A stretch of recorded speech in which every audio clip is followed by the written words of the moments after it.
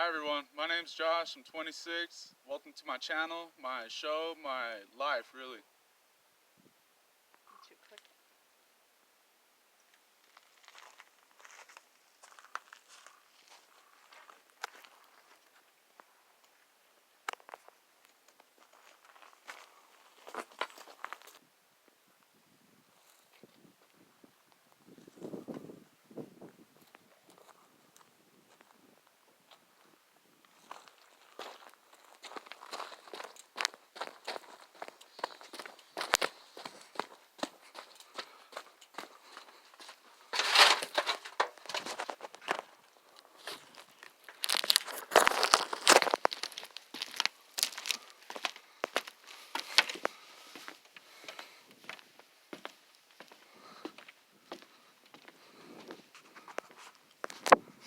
Alright everyone, so we're here at my cabin, off-grid. This channel is going to be solely about off-grid living and surviving out in the California desert, about how you can do the same, and mainly why someone would want to do this in the 21st century and live without water or power currently, or trash service. And why would you want to do such a thing? Well, the main reason could be that you're tired of living with other people. Could be that you're tired of renting. You don't want to be renting your whole life.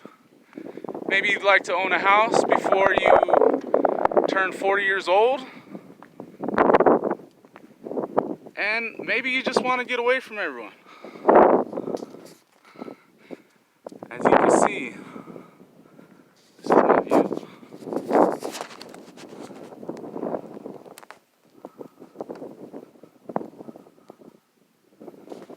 And we are currently on the roof right now. So, when I got this place, I had a giant hole in the roof, which was right here in the front section. The porch is pretty good. I did fall through the floor one time. That's where this little patch of wood is at. It was the weakest spot on the porch. Anyway, so when I got the place, there was a giant hole in the roof right here. Right in this front section. These front supports were all missing, both in the front, and the side ones needed to be replaced. So what I did was I ended up replacing all four.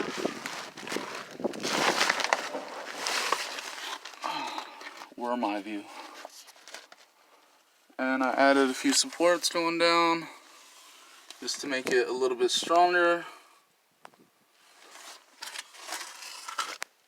And the project for today will be trimming this 4 inches off of the front and the back.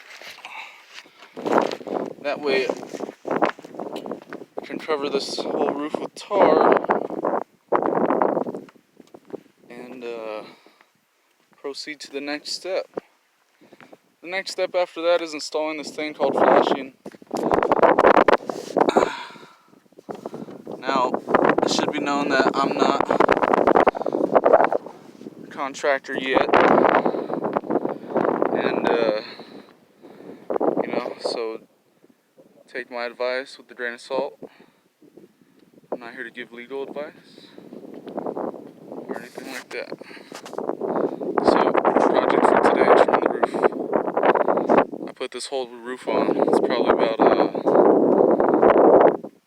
how much did I pay?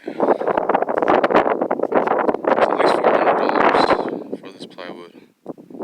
I got most of the tar on the cracks. And let me tell you something, when it comes to doing the roof, it doesn't really matter so much how much overhang you have on the sides when you begin. The main part is you want to start with the peak. You want to get it nice and lined up. And the most important part is that making sure where your sheet of plywood ends, which would be where this crack is, it falls on one of the rafters halfway. Because you have to make sure you have half for one piece of wood, half for the other piece of wood, so it's evenly distributed. There's little things to pay attention to. As you see, there's gonna be some cracks here and there. You know, it's not perfect, but it's pretty darn good. And we're gonna fill in these cracks today with tar. That'll be the second thing we do. And then we're gonna cover this whole roof in tar. Alright, let's get to it.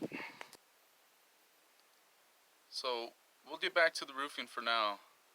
I guess if you're going to be watching my life, I provide you a little backstory as to why I want to live like this. Now, my first job was at Yosemite National Park.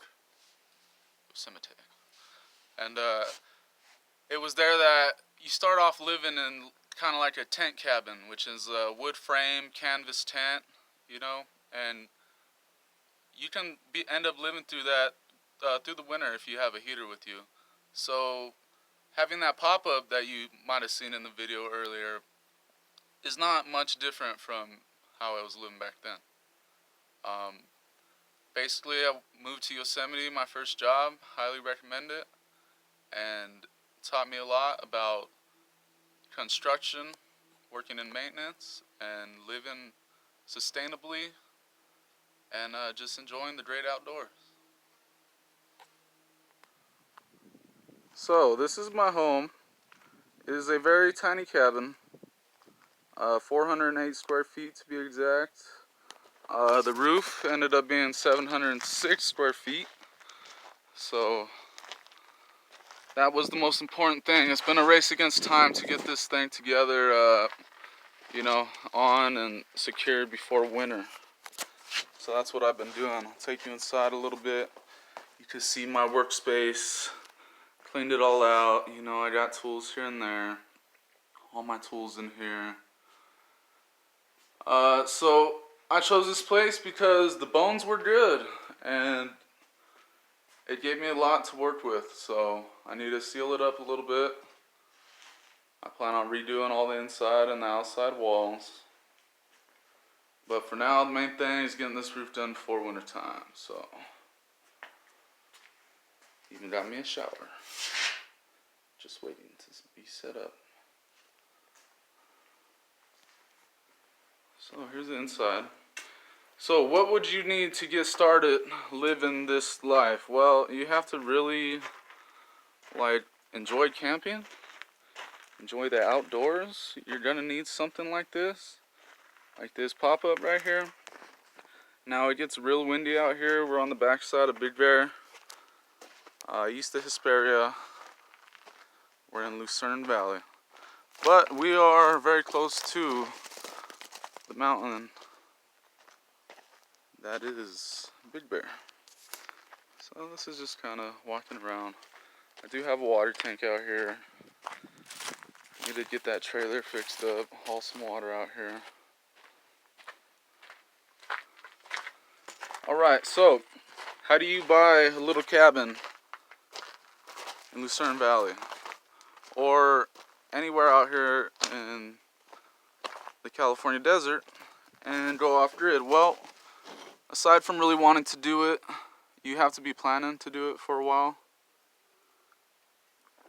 In all honesty, I've been trying to do this for at least like the last 6 years since I came back from Yosemite. I finished school, got my degree. I'm a natural scientist by study. And that's going to come in handy. I've learned a lot about sustainable living and all that. Try not to die. Got Joshua trees, yucca trees, so much plants, animals, bugs, all that good stuff. Now when I got this place, the funny thing about it was it had bees in it. Oh yeah, that's right. It had bees. And guess what? This camper also had bees when I got it.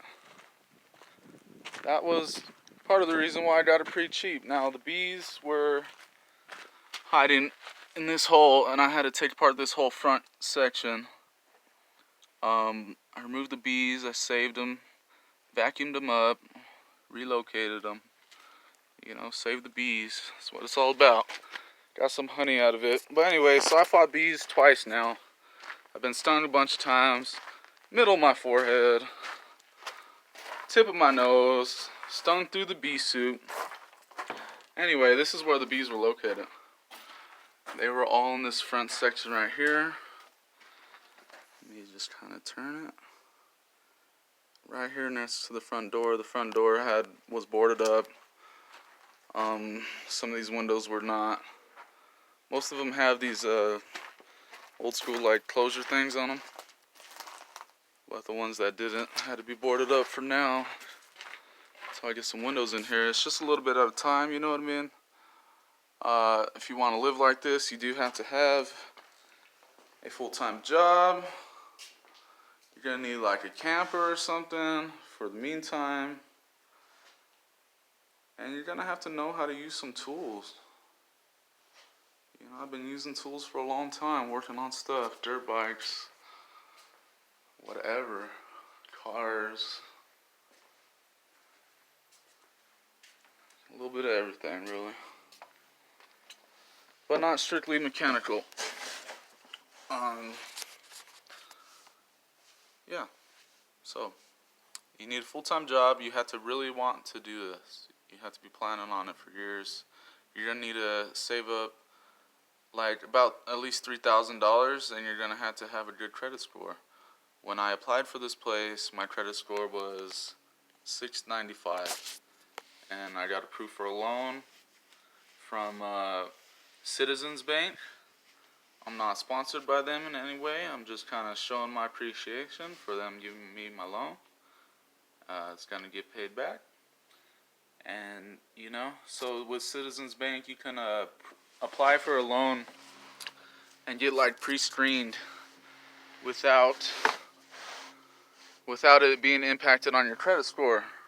And then you get to choose. So I won't tell you how much I got it for, but it was under 20,000. There's a lot of these empty cabins around here. I'll show you one. Empty. Someone might live there. In there. Empty. Empty. That's my closest neighbor. His name's George. He's pretty cool. You'll meet him later. Anyway, so you gotta make sure that you're ready for this way of life.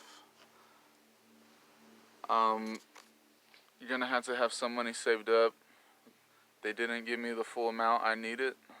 I had to have money as well. In 5 years, my loan will be paid off. And all I'll have to pay after that is property tax and utilities. This place used to have electricity. Let me show you.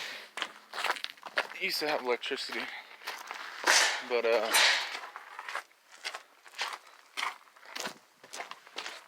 then I had to get Edison out here after I make some, you know, get an electrician out here. This pole was sticking up to the roof, but I had to pull that down, and it was severed from the line. I do have one telephone pole, or, well, not a telephone pole, but electricity pole going by the front, and that's pretty much it, you know. There's another empty cabin right back here.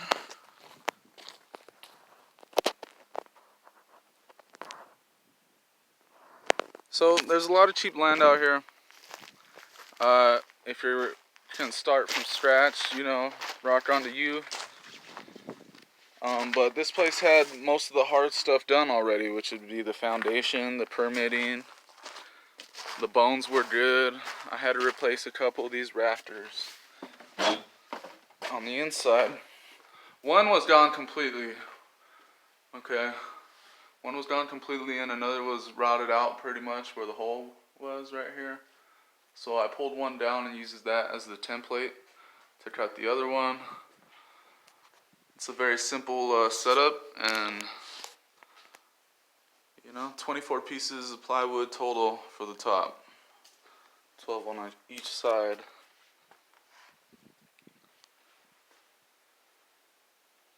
So, if you're looking for a place like this, maybe you're inspired, maybe you decide you like my videos, then I highly recommend trying to find a place with a structure existing already,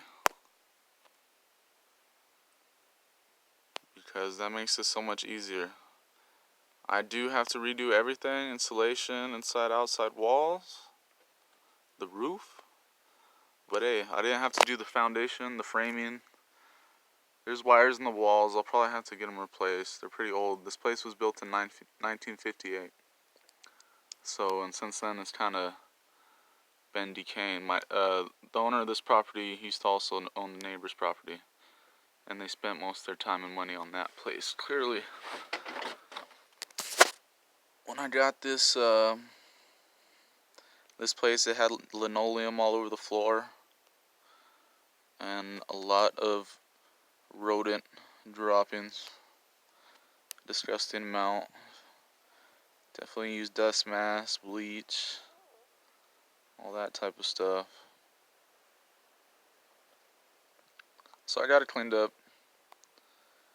Started turning off the roof. If your roof is not that high, like mine's not too high, a good way to do that, to tear it off, is to come from the bottom with a sledgehammer and push it up. That seemed to, once we figured that out, made substantial progress. As you can see, I simply reinforced the front and the back with these 2x6s also, just to give it more support on the edge, on the two edges, and put some brackets up there. Just kind of set it up, spaced it out, made it even.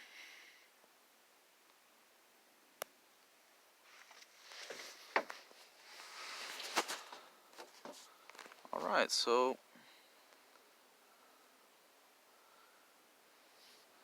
if you are willing to do those things I mentioned earlier, then you can do the same, but you're gonna have to have a job nearby. I finally got a job back in town a few months back, so it's been pretty good ever since then. Alright, so I said I got me a water tank. I have to haul water out here. So for now, I just use a little water dispenser, the old school ceramic ones. Gracias, Norma, for the gift. It was awesome of you. Made my life a lot easier. And there's some things you gotta do sooner than others, I would say. Especially if you're gonna have company out here. And one of those things is the toilet. And I built my own toilet, so I'm gonna show you it because I'm really proud of it. It's really comfortable. Now, here's my toilet. Now I made this by taking a toilet seat, white wood. Happened to be the cheapest one also at the local hardware store, your big orange hardware store. And I took a very solid bucket, I flipped it upside down, cut the edge off, the bottom off it, I'm sorry. And then kind of rigged up this little back support thing. Now, let's take a look at what's inside. Oh, just kidding, just kidding. You know what's inside, I think. It's poo. Nothing wrong with a little toilet humor, just a little. Get it? Thought you would. Alright, so I got plenty of rock out here, which is pretty awesome. I mentioned before, this place has a lot of bugs and animals. And so far I've seen a roadrunner on day one when I was doing the bees. He came by and he was munching on some honey or some bees or both. Honey dipped bees probably. I've seen countless species of lizards. Seen one snake that was black with white stripes. If you know what that might be, comment it in the comments below.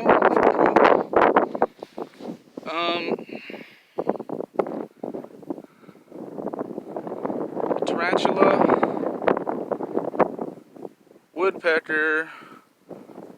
When I bought the place, there was cicada everywhere, which is this really loud bug, and they come out in the thousands. And when they come out, which should be once in every so many years, for some it's like up to 14 years that they come out.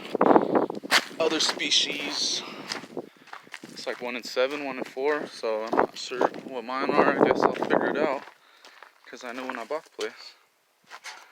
Take you on a little walk around here. So anyways, I got a tiny cabin here in Lucerne, and it's pretty awesome.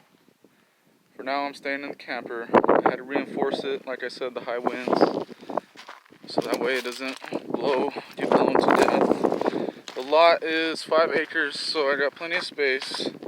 There's a road running through the middle of my place, and over here, follow me.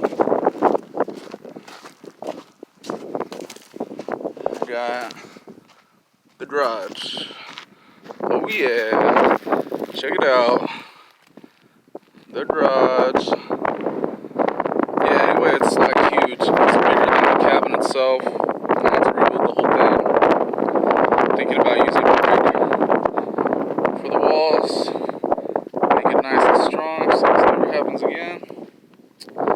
Maybe add in a little side room. I'm gonna have my workshop and be able to craft and fix things.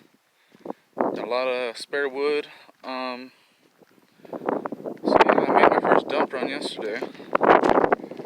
And let me tell you a little bit about the dump. Well, if you don't know what a transfer station is, a transfer station is not a landfill dump. Transfer station, you go there, dump your household trash. So I had a lot of stuff. I had too much stuff than I should have. Big old truck full. And I kind of got yelled at a little bit, so I'll be going to the main city dump from now on. Unless it's just little household trash and this and that. It really has to be segregated. No roofing, construction, materials at the transfer stations. Now, if you buy property like this, you get a dump card. I get 65 dumps for the year. Sorry about the finger. I don't really record these videos. But I finally decided, you know what? Why not? I watch a lot of these videos. Other people do.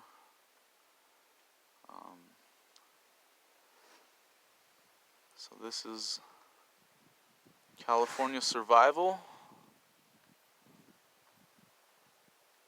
I have no affiliation with California Survival School. Sorry guys, the channel was available. The name, so that's me now, baby. California Survival. We're surviving off the grid.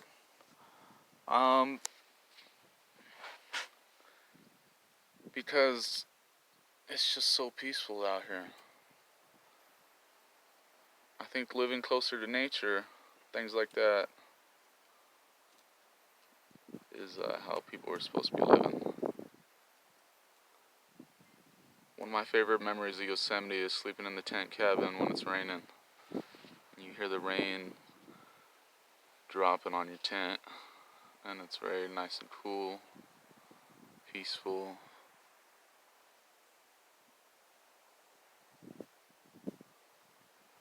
So that's kind of a little backstory. Why I did it, how I did it, how you can do it. And mainly we're going to be talking about living off the grid. It's a lot harder. This way of life is not for it's not for you, probably, Because chances are you're too comfortable at home. I mean, but it's definitely for me. Now, I've done a lot of salvage materials here and there from people, hardware, this and that. Very thankful for that, you know. Reduce, reuse, recycle. That's what I've been taught ever since I was little, so that's how we do it out here. And my work is about an hour away, but that's okay. I'll get a job nearby one day, if you know what I say. And yeah, welcome. Welcome to my place. Thanks for checking it out. Today we're going to be trimming the roof. That's the plan. And then smudging that stuff all over. So stick around. That's what we'll do. Alright, so one thing I do recommend if you decide to pursue this way of life is battery-powered tools. Like a battery-powered saw. I got a kit that came with the drill and the sawzall and the lights. Those things are pretty awesome. The neighbors can charge. I need it.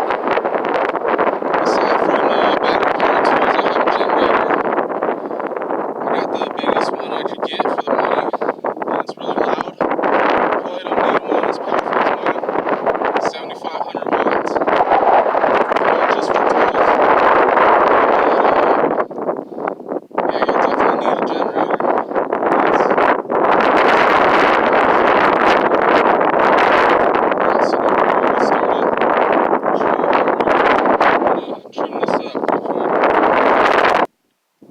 Okay, so what you will need, aside from a battery-powered saw or a generator and a extension cord and saw, you will need this chalk line. So what I'm going to do is I'm going to find the edge of my roof right here with my hand. I'm going to put it right there, right on the edge, and I'm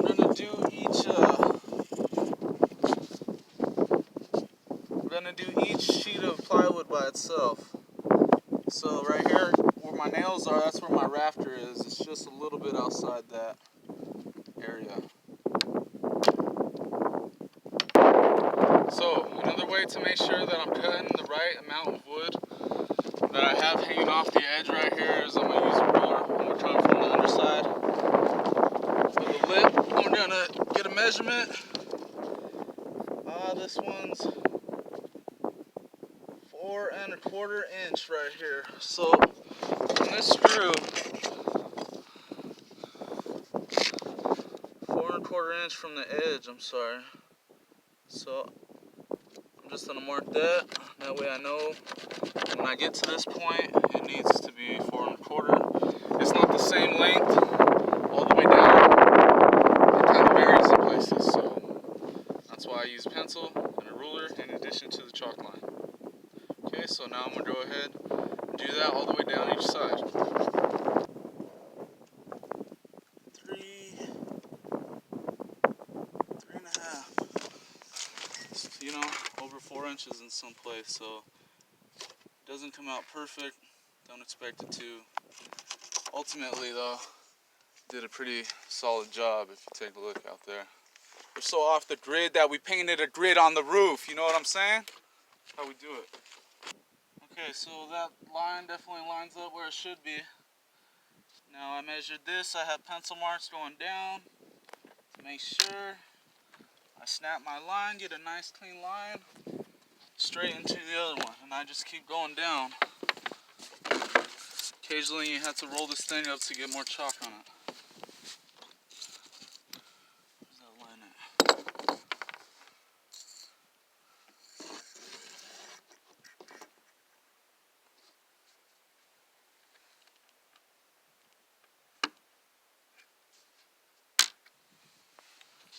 Just like that.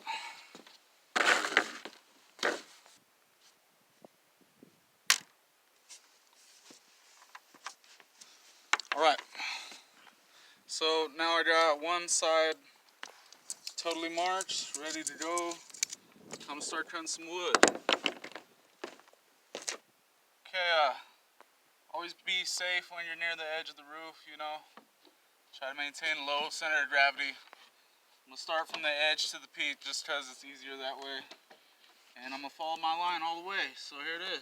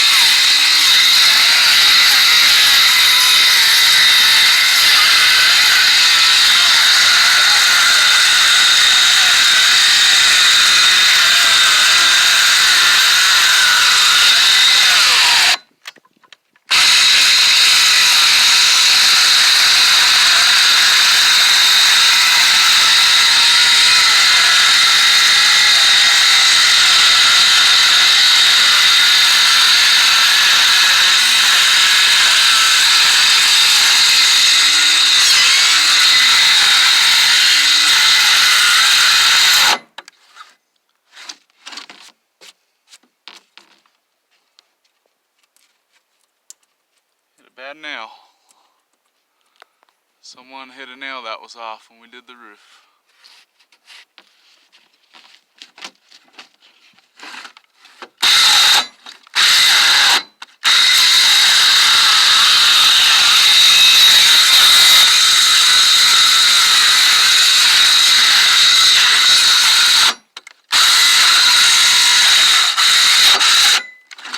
Alright.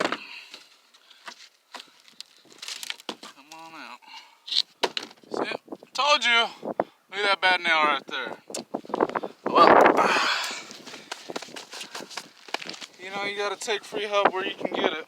Ultimately, looks like I did a pretty good job. Started cutting into the 2x6 a little bit at the end, but it'll be alright, you know.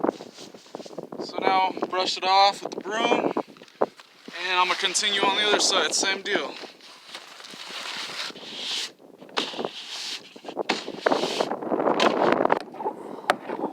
Oh, hello again.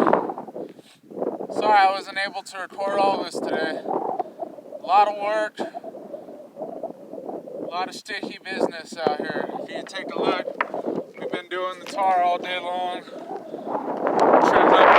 Trimmed up the roof, got it nice and even on both sides. Had to recharge my batteries a few times. I'm out here getting completely filthy with my special company as well. And yeah, so this is how it's done. We're rolling the tar. Got about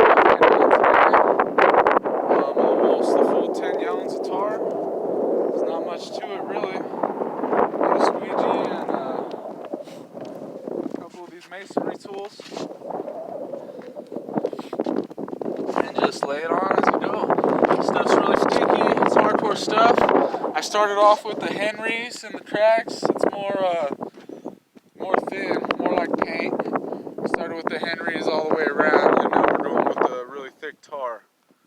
It's drying reasonably quick.